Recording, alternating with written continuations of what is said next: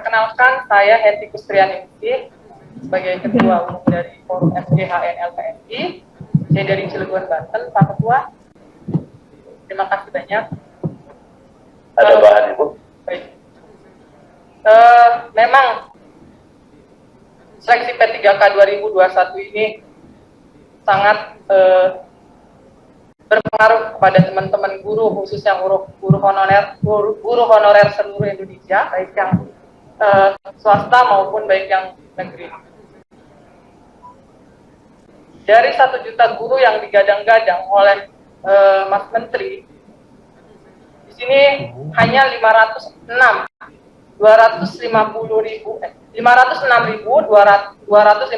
formasi yang baru diajukan pemerintah daerah seluruh Indonesia. Bukan kita yang slide. Dari 500 ini, Pak Ketua, hanya ada 388.313 pelamar. Di mana di tahap 1 dan tahap 2 yang sudah lulus mendapatkan formasi baru 293.484 orang. Dan kami ada yang sudah lulus passing grade tapi tidak mendapatkan formasi. Jumlahnya itu 193.000 orang. Sisa dari formasi yang sekarang yang tersedia, Pak Ketua, ada 117.939 formasi.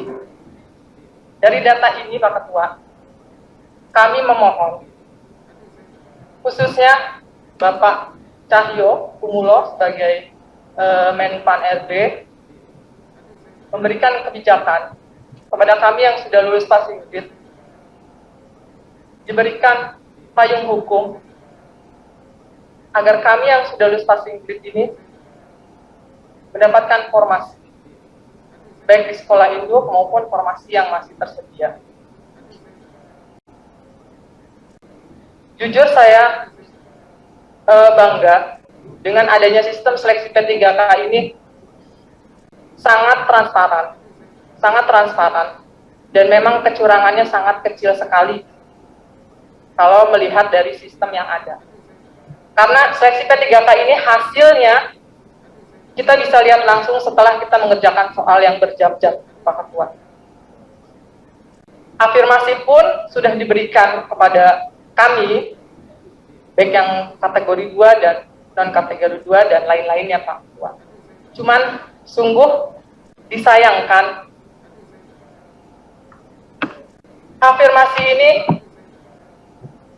tidak adil, Pak Ketua. Dari afirmasi ini kami merasa diadu domba, baik dari yang serdik melawan non-serdik, afirmasi melawan non-afirmasi. Jujur, Pak Ketua, saya miris melihat hal ini, karena masih banyak kawan-kawan guru kami yang sudah senior, bahkan umurnya ada yang 58 tahun sekarang, masih belum bisa menjadi AD3K. Walaupun beliau sudah lulus passing grade, karena terbentur dengan formasi yang terbatas. Miris, Pak Ketua. Dari hati kecil saya memang ini kita merasa tidak adil, Pak Ketua. Afirmasi ini tidak adil. Serdik 500 poin. Kita yang tidak mendapat afirmasi, bahkan yang afirmasinya di bawah serdik, itu harus melawan serdik. Mungkin jujur, para anggota dewan pun jika melawan serdik, saya yakin tidak akan mampu. Jadi, saya berharap dari pimpinan Komisi 2 mengadakan rapat kerja bersama Pak Cahyo, Menpan RB, dan Ombudsman. Karena kita pun sudah melakukan pengaduan kepada Ombudsman terkait temuan-temuan yang ada di lapangan. Adanya sistem yang tidak belum pas atau belum matang sudah dilaksanakan. Seperti halnya di sini ada pasal 29 Permenpan RB nomor 28 tahun 2021, di mana pasal 29 ayat 2 poin B, bahwa sekolah yang sudah ada guru induknya itu tidak dapat dilamar oleh pelamar dari sekolah lain. Di sini sudah gagal menurut saya sistemnya Pak Ketua. Karena di tahap 1 itu sudah jebol. Kami dari sekolah lain bisa menerobos sistem di pasal 29 ayat 2 ini. Kami merasa dirugikan di tahap 1.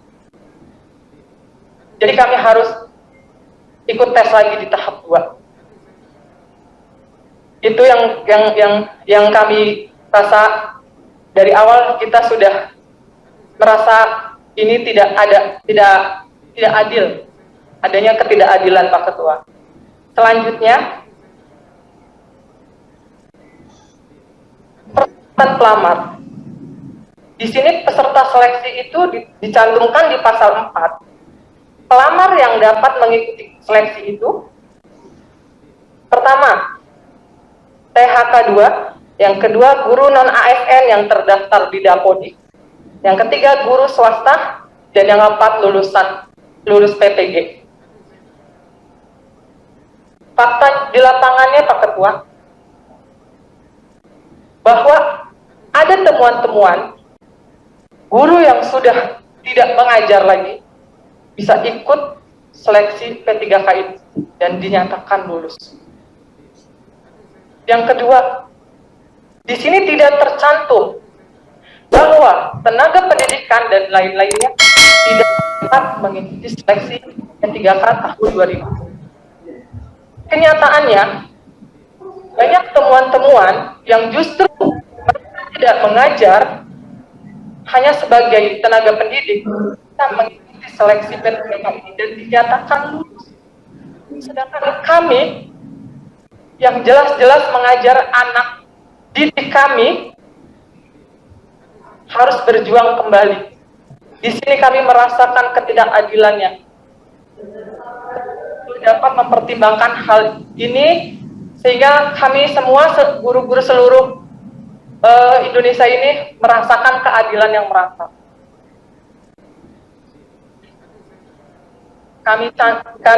Saya bacakan tuntutan kami, Pak Ketua, izin. Tuntutan Forum FGHN LPSI yang pertama, berikan jaminan hukum bagi guru honorer negeri baik yang sudah lulus passing grade maupun yang belum lulus passing grade agar tidak di-PHK. Pak Ketua yang terhormat, di poin 1 ini sudah banyak yang harus mengundurkan diri. Pengabdiannya sudah bertahun-tahun, tapi karena sudah ada SK dan sudah ada formasi yang akan masuk ke sekolah induk tersebut, sehingga teman-teman kami harus terdampak. Sungguh ini sangat bertentangan pada Undang-Undang Dasar 45, bahwa kami harus menelan pil pahit ini. Kami sudah lulus passing grade Pak Ketua, dan sudah dijamin pun, dan sudah tertuang juga di Permenpan RB. Mohon dengan sangat poin 1 ini dipertimbangkan sekali lagi, agar kami yang seluruh guru honorer, baik negeri khususnya negeri Pak Ketua, kalau swasta saya yakin, kalau tidak lulus, sekolahnya masih menerima. Tapi kalau khususnya negeri, kalau tidak lulus, bagaimana nasib kami? Mohon dengan sangat poin pertama ini dipertimbangkan. Yang kedua, berikan jaminan hukum bagi guru honorer negeri yang lulus passing grade agar mendapatkan formasi. Yang keempat, berikan jaminan hukum bagi yang sudah lulus passing grade agar tidak dites lagi. Keempat, penempatan formasi untuk kami agar peserta lulus tes kategori P1, P2, dan P3 mendapatkan hak yang sama dan berkeadilan yang sesuai sila kelima. Yang kelima, data Dapodik yang kurang rapi menyebabkan kami ragu bahwa data kelulusan kami tahun ini bisa dipakai di tahun depan. Terbukti dengan banyaknya guru yang sudah tidak aktif mengajar PTT, pegawai TU, pustakawan, penjaga lab, bahkan guru honorer swasta yang bisa mengikuti Telkom tahap 1 dan tahap 2 menunjukkan bahwa data Dapodik belum bisa diandalkan.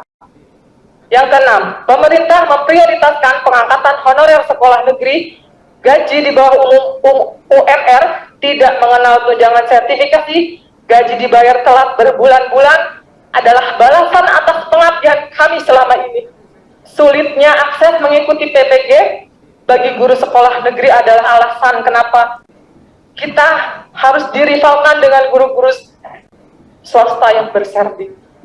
Yang ketujuh, pemberian afirmasi usia 35 plus kepada guru sekolah induk yang sudah lama mengabdi tanpa putus dan tidak pernah mutasi dan sudah memiliki NPTK dinyatakan tidak lolos karena terdata tidak aktif di Dapodik 3 tahun terakhir. Ini ada temuannya, Pak Ketua.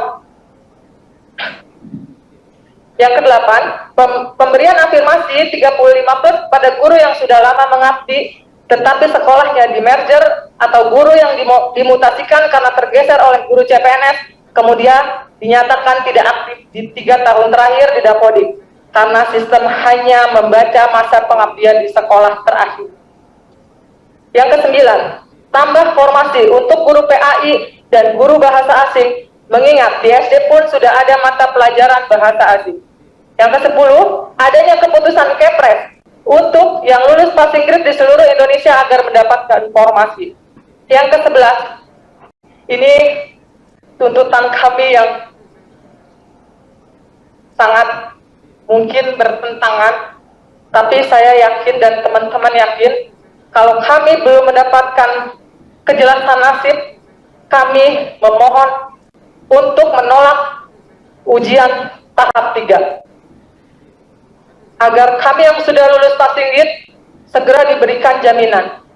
Dan saya yakin kalau kami yang lulus passing grade tahap 1 dan 2 belum ada jaminan, saya yakin tahap 3 akan bertambah lagi, Pak Ketua. Mungkin itu yang saya sampaikan, kurang lebihnya saya mohon maaf. Wassalamualaikum warahmatullahi wabarakatuh.